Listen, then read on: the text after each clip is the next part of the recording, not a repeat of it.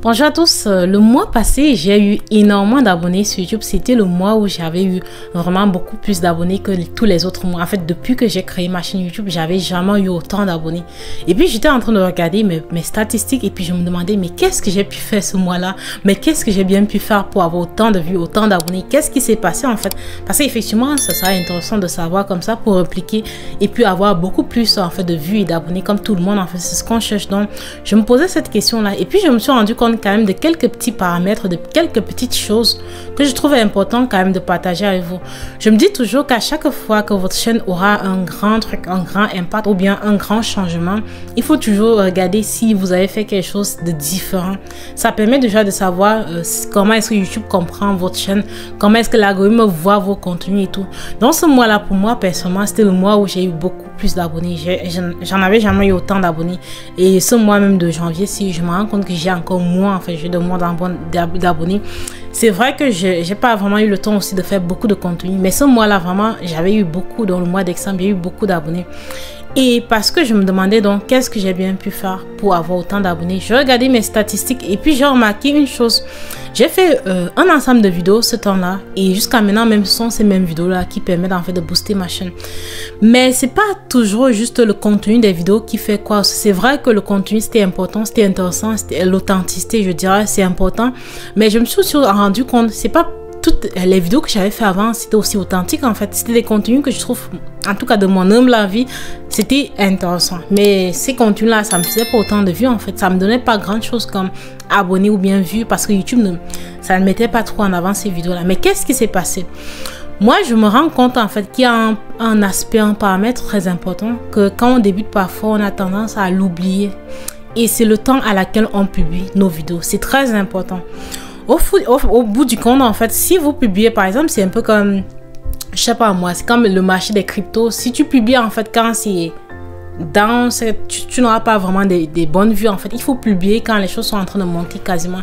Donc, c'est pareil. Il faut publier quand il y a ton audience en ligne, en fait. Il faut publier à la bonne heure. Et c'est ça, en fait, le choix de l'heure qui est le plus compliqué. Dans YouTube, il y a des paramètres qui permettent de déterminer, en fait, à quelle heure tu as beaucoup d'audience en ligne. Et pour avoir ces paramètres-là, il faut déjà avoir un certain nombre de vues. Donc, si vous venez juste de créer votre chaîne, vous n'aurez pas droit à ce paramètre-là.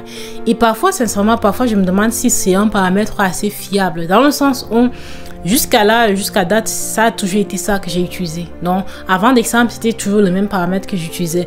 Mais j'avais pas remarqué quoi que ce soit de spécial en fait sur ma chaîne en termes de vues. En fait, j'avais juste le nombre de vues, je dirais plutôt normal. Si en exemple, en fait, j'ai eu beaucoup de vues et j'ai eu beaucoup d'abonnés. Plus tu as des vues, plus tu as les chances normalement d'avoir des abonnés. Mais je me suis rendu compte d'une chose d'un peu plus spéciale. Je me rends compte qu'en fait, le jour que j'avais fait la vidéo qui m'a donné beaucoup de vues, c'était plutôt en mi-journée comme ça. Donc, c'était vers 13 h ici au Canada que j'avais fait cette vidéo-là. Et sincèrement, j'avais fait ça parce que toute la journée, quand je travaille, je vous ai toujours dit, très souvent, je parle avec les IA et tout ça. Et je me suis dit ce jour-là, mais peut-être, pourquoi pas partager cela avec les autres en fait. Peut-être qu'il y a plein de gens aussi qui essaient d'apprendre l'anglais et tout. Donc, je m'étais décidé à la pause de juste faire cette vidéo-là. Donc, vers 12 h, j'avais publié ça avec 14 h comme ça. Et c'est en ce moment-là que la vidéo a fait beaucoup de vues. Donc l'heure, pour moi, je pense que c'est très important. Parce que d'habitude, je fais les vidéos les soirs. Donc je fais vers le soir, après le travail, vers 16 h, 17 h ici. Et puis ce que je fais, c'est que je publie le matin vers 8 h, 6 h, 7 h, au plus tard 8 h. C'est ce que je fais très souvent. Et ça, je le fais en suivant en fait ce que YouTube me dit sur ma chaîne, dans les données analytiques. À chaque fois, YouTube me dit que ton audience, en fait, ils sont en ligne vers 6 h, heure du Canada. Donc, ce qui fait environ 12 h, heure de la France, 12, 13 h aussi, heure d'Afrique. Donc, c'est ce que YouTube me dit. Mais au bout du compte, je me rends compte que c'est plutôt contresens en fait. En journée, les gens ont tendance à travailler. Ils n'ont pas vraiment beaucoup de temps à regarder des trucs sur YouTube. Très souvent, c'est le soir que tout le monde est sur les réseaux sociaux. On ne va pas mentir dessus. Même les gens moi personnellement, je me rends compte que c'est plus le soir que je passe beaucoup de temps sur les réseaux sociaux. Sinon, en journée, tout le monde est occupé par ces petites choses et tout. On veut gagner sa journée. En fait, on va pas passer sa journée sur les réseaux sociaux. Donc, moi, je pense que c'est déjà un facteur important à regarder à quelle heure est-ce que vous publiez vos contenus. Est-ce que vous suivez aussi YouTube quand il vous dit que vous avez plein d'audience en ligne à telle heure, ou bien vous suivez la logique des choses. Par exemple, je pense que le soir, ce serait idéal que votre audience, en fait, que votre public découvre vos contenus plutôt le soir. Moi, je suis au Canada, donc le soir chez moi, c'est très tard la nuit, par exemple en France, mais mon public, puisque c'est en France, en fait, donc je privilège le soir de la France plutôt que le soir, en fait, du Canada, puisque j'ai pas beaucoup d'audience ici au Canada. Donc, c'est un peu comme ça que moi je fais pour maintenant publier mes contenus. Donc ça, c'est la première chose que moi personnellement j'ai remarqué. La deuxième chose que je pense que ce n'est peut-être pas vrai, mais que je trouve intéressant de partager aussi, c'est la longueur de la vidéo.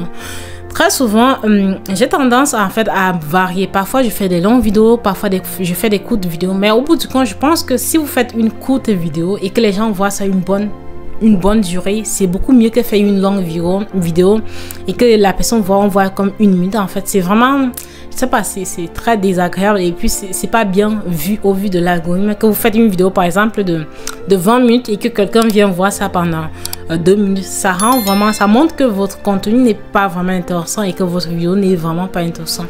C'est mieux encore de faire une vidéo de 5 minutes et que quelqu'un vient voir pendant 2 minutes, donc 2 minutes 30. C'est mieux comme ça que faire une vidéo de 20 minutes et qu'on vient voir juste 2-3 minutes. Je pense que c'est aussi un facteur à tenir compte de cela. Et puis le dernier facteur que moi je pense aussi qui est important, surtout quand on débute, c'est l'authenticité. C'est ce que vous dites. Très souvent, les gens, vous allez vous rendre compte que les gens qui ont beaucoup d'abonnés, les vidéos qui font énormément de vues et qui ont beaucoup d'abonnés sont des vidéos qui sont plus ou moins authentiques en fait. Si la personne dit par exemple, je vais vous parler de telle chose, la personne parle quand même de ça. Même si ça ne permet pas exactement d'avoir la chose, mais la personne parle quand même de ça. En fait, il garde l'idée, le sujet en fait. Au bout du compte, chacun ne fait que partager ses connaissances. Donc, c'est important d'être authentique. Parce que très souvent aussi, ce qui arrive, c'est que parfois, c'est quelque chose, c'est un comportement plus ou moins naturel et humain. Parfois, on voit quelque chose qui est fait sur Internet. Donc, par exemple, je fais une vidéo comme ça et je vois quelqu'un d'autre qui parle d'un autre sujet. Je vois sa vidéo, je vois c'est intéressant et moi aussi, je reproduis une vidéo dessus. En toute sincérité, c'est pas toujours des contenus qui sont authentiques, mais je pense que plus on fait des contenus authentiques, plus il y a des gens en fait qui sont intéressés. Parce qu'au bout du compte, quand tu fais quelque chose qui est authentique, quand on suit ta vidéo, on voit en fait, on le ressent que c'est authentique. Mais quand tu copies, tu colles, en fait, même quand tu parles, en fait, on sent que ce n'est pas vraiment, ça vient pas de toi. Et très souvent, ça fait que les gens fuient en fait la vidéo. Moi, je pense que ça aussi c'est un facteur important.